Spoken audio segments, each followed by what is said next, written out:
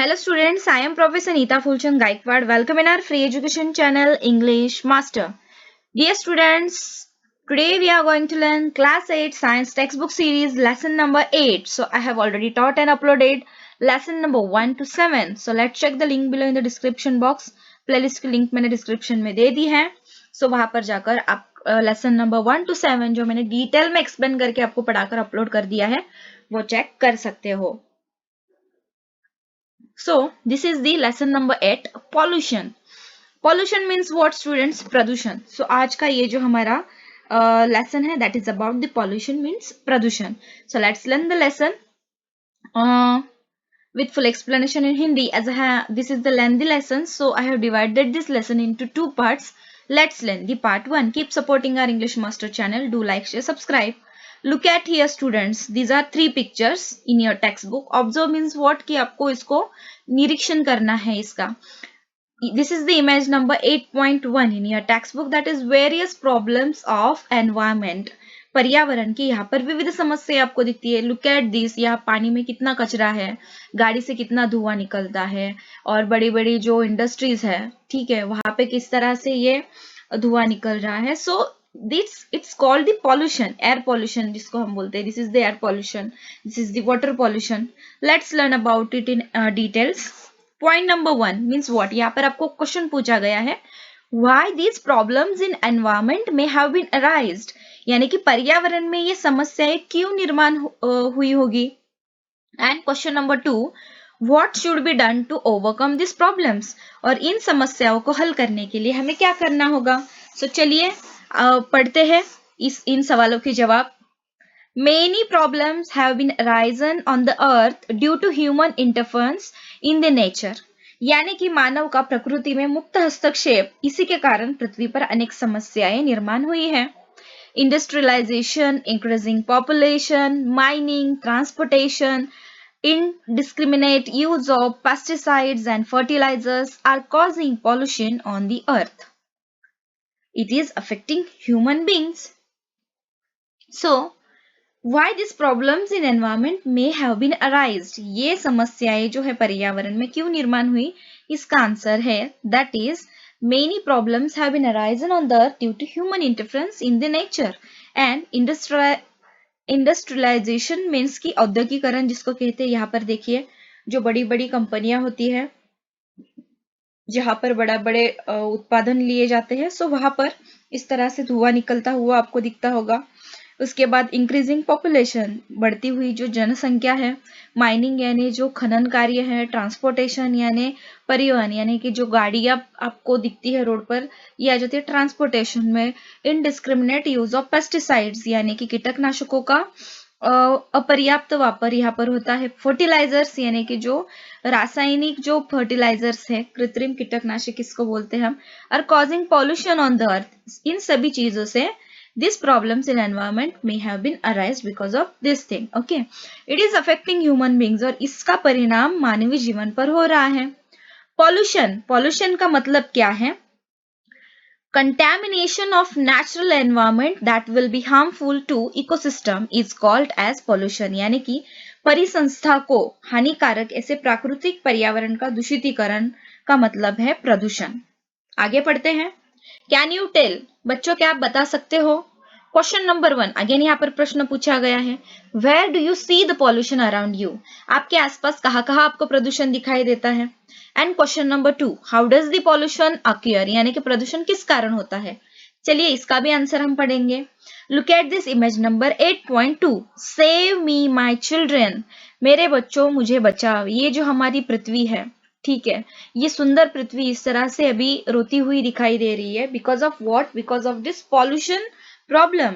So let's learn about it. Pollutant means what, कि जो प्रदूषक है, जिसकी वजह से प्रदूषण होता है उसको कहते हैं pollutant. Factors affecting natural functions of ecosystem and causing harmful effects on abiotic and biotic factors are called as pollutants, यानी कि परिसंस्था के प्राकृतिक कार्य में रुकावट पैदा करने वाले अजैविक तथा जैविक घटकों पर हानिकारक परिणाम करने वाले घटकों को प्रदूषण कहते हैं, प्रदूषक कहते हैं. Pollutants make the environment poisonous and unhealthy. और ये जो प्रदूषक होते हैं इनकी वजह से जो वातावरण है, पर्यावरण है, वो विषैला और अस्वास्थ्यकारक हो जाता है। पॉल्यूटेंट्स में भी नेचुरल और मैनमेड। प्रदूषक प्राकृतिक होता है या फिर मानव निर्मित होता है। Natural pollutants are destroyed in due to course of time by nature's rule. अभी देखिए, प्राकृतिक जो प्रदूषक होते हैं वो प्रकृति के नियमानुसार कुछ समय के बाद नष्ट हो जाते हैं। However, लेकिन man made pollutants are not. लेकिन मानव निर्मित जो प्रदूषक होते हैं वो नष्ट ही नहीं किए जा सकते। थिंक अबाउट इट, आपको इसके बारे में थोड़ा सोचना है। What is, if natural materials are pollutants, why do we not perceive their adverse effects during their use when such materials are referred as pollutants? यदि प्राकृतिक पदार्थ या प्रदूषक होंगे तो उनका उपयोग करने पर उनका दुष्परिणाम हमें क्यों नहीं महसूस होता, और ऐसे पदार्थ प्रदूषक कब बनते हैं? Let's check the answer. So अब क्या करना है, ट्राई दिस एक्टिविटी करनी है। यहाँ पर activity that is you yourself survey your residential area and identify the polluted locations. आपको आपके परिसर का निरीक्षण कर आपके परिसर में प्रदूषित स्थान कौन कौन से हैं वो ढूंढ के निकालने हैं। Try to identify the pollutant at each polluted location.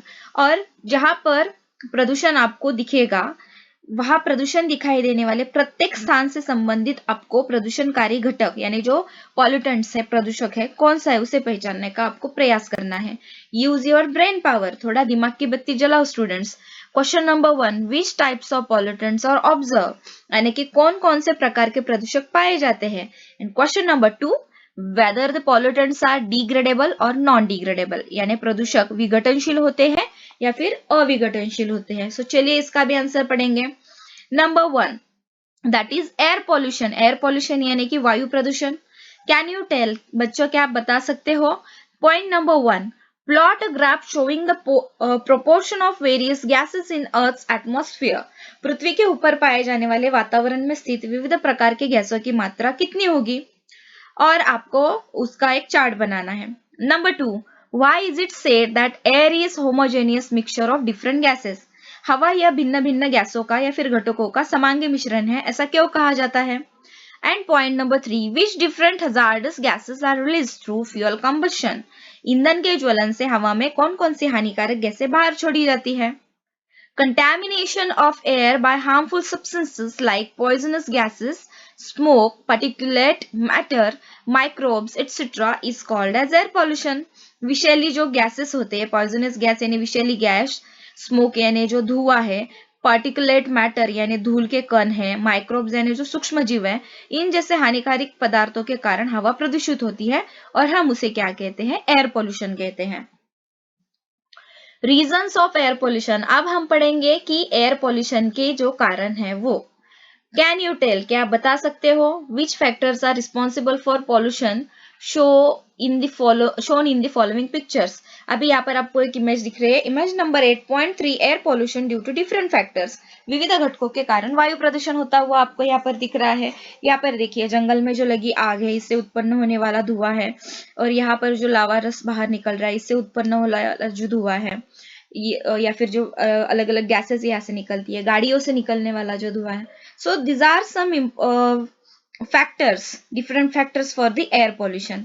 सो चलिए आगे डिटेल में पढ़ते हैं। रीजंस ऑफ एयर पोल्यूशन यानी कि वायु प्रदूषण के कारण हैं। जैसे कि हमने शुरुआत में देखा, नेचुरल रीजंस होते हैं और man made reasons. So first हम पढ़ेंगे नेचुरल रीजंस यानी प्राकृतिक या फिर नैसर्गिक कारण क्या है। नंबर 1, वोल्केनिक एरप्शन, इसको बोलते हैं स्टूडेंट्स वोल्केनो। जो यहाँ पर ये वोल्केनो दिख रहा है दैट इज वोल्केनिक एरप्शन, यानी ज्वालामुखी का विस्फोट जो होता है। Solid, gaseous and liquid materials emerge out through eruption. तो ज्वालामुखी के विस्फोट से ठोस रूपी, गैस रूपी तथा द्रव रूपी पदार्थ बाहर निकलते हैं। फॉर एग्जाम्पल, उदाहरण के लिए hydrogen sulphide, sulphur dioxide, carbon dioxide, ammonium chloride, hydrogen, vapours, dust यानी कि बाष्प, धूलिकण इत्यादि जो वायु ये बाहर निकलते हैं वोल्केनिक एरप्शन से। नंबर 2, अर्थक्वेक यानी कि भूकंप के कारण क्या होता है? Poisonous gases and water vapours from inside of earth are release into air. भूकंप के कारण पृथ्वी के भूगर्भ से विषैली गैसें और पानी की बाष्प बड़ी मात्रा में हवा में मिश्रित होती रहती है। उसके बाद number 3, cyclones and dust storms यानी रेगिस्तान और धूल मिश्रित आंधी।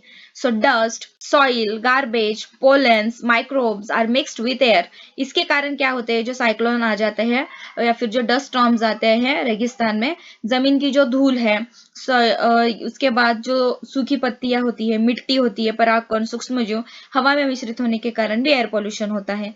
नंबर 4 फॉरेस्ट फायर्स, यानी कि यहाँ पर देखिए जंगल में जो लगने वाली आग है, ठीक है, इससे क्या होता है, forest fires release carbon dioxide, sulphur dioxide, hydrogen sulphide, smoke in the air. यानी कि दानावल के कारण carbon dioxide, sulphur dioxide, hydrogen sulphide और धुआं वातावरण में मिश्रित हो जाता है। नंबर 5 माइक्रोब्स इन एयर, यानी सूक्ष्म जीव जो हवा में मिश्रित होने वाले हैं। स्पोर्स ऑफ बैक्टीरिया, यानी कहा कि वो कवकों के बीजाणु जो रहते हैं। Fungi are mixed with air, spores of bacteria fungi are mixed with air. घास, कुछ जीवाणु, कवकों के बीजाणु हवा में मिश्रित होने के कारण भी एयर पोल्यूशन होता है। अभी हम पढ़ेंगे man made reasons. Number 1 fuel, fuel यानी ईंधन। Burning of fuel like coal, timber, LPG, kerosene, diesel, petrol releases carbon dioxide, carbon monoxide, nitrogen oxide, sulfur dioxide, lead compounds, etc. are released in air. So ईंधन का जो ज्वलन होता है students, पत्थर का कोयला हो, लकड़ी, LPG, मिट्टी का तेल, डीजल, पेट्रोल, इनके उपयोग से carbon dioxide, carbon monoxide, nitrogen oxide, sulphur dioxide और सीसे के यौगिक हवा में मिश्रित होने से पॉल्यूशन हो जाता है। Number 2 burning of solid waste, agricultural waste etcetera in open space cause air pollution. उसके बाद जो बर्निंग ऑफ सॉलिड वेस्ट है, यानी कि ठोस जो कचरा होता है, कृषि अवशिष्ट होते हैं, बगीचे का कचरा खुले में जलाने से भी हवा का प्रदूषण हो जाता है। नंबर 2 इंडस्ट्रियलाइजेशन, यानी कि औद्योगिकरण। Smoke is released in large quantity from various factors. अलग अलग कारखानों से प्रचंड मात्रा में धुआं बाहर निकलता है। उसमें से कौन कौन से गैसेस बाहर निकलते हैं, that is sulphur powder, nitrogen oxide, cotton seed powder in air. इसके कारण गंधक की राख, नाइट्रोजन ऑक्साइड, सरकी का चूर्ण वातावरण में घुल जाता है। Number 3 atomic energy plants and blast, परमाणु ऊर्जा निर्माण और परमाणु विस्फोट। सो इससे क्या होता है, use of elements like uranium, thorium, graphite, plutonium releases radiations in air and thus pollution occurs। परमाणु ऊर्जा निर्माण में यूरेनियम, थोरियम, ग्रेफाइट, प्लूटोनियम इन तत्वों के उपयोग के कारण किरणोत्सर्जन होकर हवा का प्रदूषण बहुत ही ज्यादा मात्रा में हो जाता है। थिंक अबाउट इट स्टूडेंट, जरा सोचिए, What are reasons other than above mentioned responsible for air pollution? की ऊपर दिए गए जो प्रमुख कारण है, इनके अतिरिक्त हवा प्रदूषण कौन कौन से कारणों से होता है। Number 2 whether the vehicles with 2-stroke engine cause more pollution than 4-stroke engine, यानी 4 स्ट्रोक इंजन के वाहनों की अपेक्षा 2 स्ट्रोक इंजन के वाहनों से हवा अधिक प्रदूषित होती है क्या, इसका आपको सवाल ढूंढ के लेना है। सो इसके लिए आप क्या करोगे, इंटरनेट माय फ्रेंड, इंटरनेट मेरा मित्र, यानी गूगल करना है। Number 1 collect information about larger volcanoes of the world, संसार के सबसे बड़े बड़े ज्वालामुखी विस्फोटकों की आपकी जानकारी प्राप्त करनी है। And number 2 collect information about effect of air pollution on human health from large cities and villages from Maharashtra। Maharashtra के जो बड़े शहर हैं या फिर जो गांव हैं, उनमें वायु प्रदूषण का मानवीय स्वास्थ्य पर कौन सा परिणाम होता है, ये आपको जो इन्फॉर्मेशन है ये कलेक्ट करवानी है।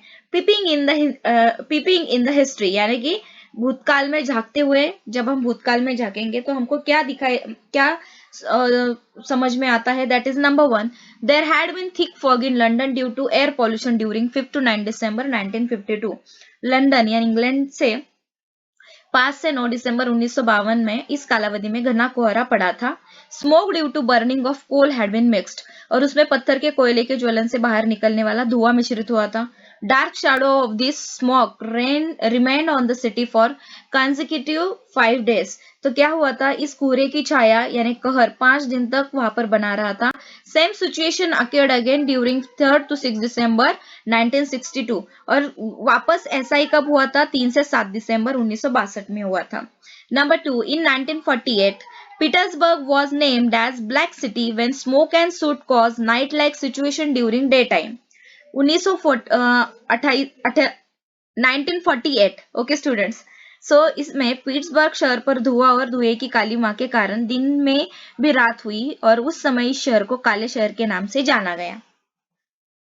आगे पढ़ेंगे, दिस इज द टेबल, यानी कि आपके टेक्स्ट बुक में आया है, that is the image number 8.4 air pollutant sources and effects.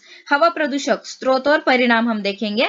सो यहाँ पर देखिए सीरियल नंबर 1 2 3 4 5 6 7 एयर पॉल्यूटेंट्स यानी है प्रदूषक हवा के, सोर्स यानी इसका स्रोत कौन सा है, इफेक्ट्स इसके परिणाम क्या होते हैं।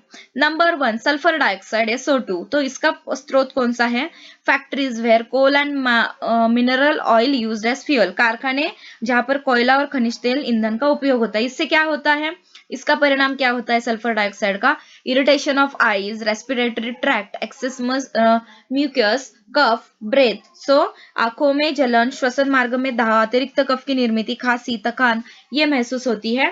नंबर 2 कार्बन मोनोऑक्साइड CO से क्या होता है, ये कहाँ से निकलता है, व्हीकुलर एंड इंडस्ट्रियल स्मोक, वाहन और कारखानों के धुएं से ये गैस बाहर निकलता है और इसका इफेक्ट ह्यूमन यानी कि सजीवों पर क्या होता है, load O2 carrying capacity of blood, रक्त में ऑक्सीजन की धारण करने की क्षमता कम हो जाती है।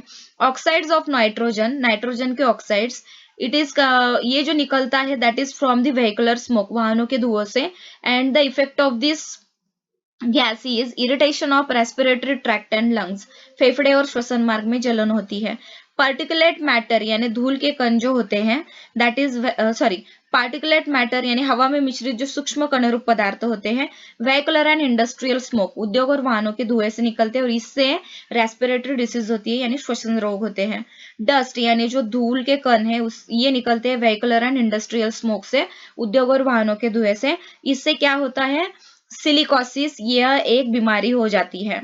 नंबर 6 पेस्टिसाइड्स यानी कीटाणुनाशक जो होते हैं, सो ये निकलते हैं production and use of pesticides, कीटाणुनाशकों की निर्मित और उपयोग से ये बाहर निकलते हैं और इसका परिणाम होता है mental weakness, death due to prolonged exposure, मानसिक दीर्घ श्वसन के कारण आकस्मिक मृत्यु हो जाता है। मीथेन CH4 ये निकलता है इंडस्ट्रियल लीकेज, कारखानों से होने वाले गैसों का रिसाव वहां से, और इसका परिणाम होता है poisoning, skin cancer, asthma, respiratory disease, विषबाधा, त्वचा रोग, त्वचा का कैंसर, दमा, श्वसन संस्था का विकार इससे हो जाता है। नेक्स्ट पढ़ेंगे डू यू नो, क्या आपको पता है, worst ever industrial accident had been occurred in Bhopal and 2 दिसंबर 1984, 2 दिसंबर 1984 में की रात में भोपाल में अब तक की सबसे भयानक औद्योगिक दुर्घटना हुई थी। 8,000 people had been died due to accidental gas leakage, इस घटित दुर्घटना में गैस के रिसाव के कारण करीब करीब 8,000 लोगों ने अपनी जिंदगियां गंवाई थी। Collect more information about Bhopal gas accident, discuss the nature of accident, reasons, after effects, preventive measures, यानी आपको क्या करना है, भोपाल गैस दुर्घटना की अधिक जानकारी प्राप्त करनी है, उसके आधार पर जो नीचे दिए गए मुद्दे हैं उन यानी कि आपको क्या करना है कि डिस्कस करना है कि ये किस कारण हुआ था, दुर्घटना का फिर स्वरूप होगा, उसका कारण होगा, उसके बाद के जो परिणाम है आफ्टर इफेक्ट्स, और प्रिवेंटिव मेजर्स यानी प्रतिबंधात्मक उपाय क्या किए गए हैं ये आपको फिर ढूंढ निकालने हैं।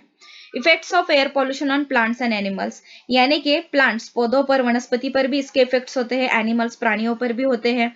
प्लांट्स के ऊपर इसका क्या इफेक्ट होता है, that is number 1 stomata get closed, पर्णरंध्र बंद हो जाते हैं। Number 2 slowing down of rate of photosynthesis, प्रकाश संश्लेषण की क्रिया धीमी हो जाती है। नंबर 3 ग्रोथ इज रिटार्डेड, वनस्पति वृद्धि में रुकावट आ जाती है। एंड लीव्स फॉल ऑफ और बिकम येलो, पत्तियां गिर जाती है और फिर पीली पड़ जाती है। एनिमल्स के ऊपर इसका क्या इफेक्ट हो जाता है, that is number 1 respiration is adversely affected, श्वसन पर विपरीत परिणाम होता है। And number 2 irritation of eyes, आंखों में जलन हो जाती है। कैन यू रिकॉल यानी थोड़ा याद कीजिए, what is importance of ozone layer, क्या आपको पता है ओजोन की परत का क्या महत्व है। And number 2 what are reasons for depletion in ozone layer, कि ओजोन की परत में कमी आने का कारण क्या है। सो स्टूडेंट चलिए पढ़ते हैं effect of air pollution on plants and animals, यानी हवा प्रदूषण का वातावरण पर होने वाला परिणाम। Depletion in ozone layer, then ozone परत का क्षय या फिर नाश। Earlier, we have studied that ozone layer is present below the stratosphere at the height of 48 kilometers from Earth's surface. समताप मंडल स्ट्रेटोस्फीयर, इस मंडल के नीचे वाले भाग में पृथ्वी के पृष्ठभाग से 48 किलोमीटर की ऊंचाई पर ओजोन की सतह पाई जाती है।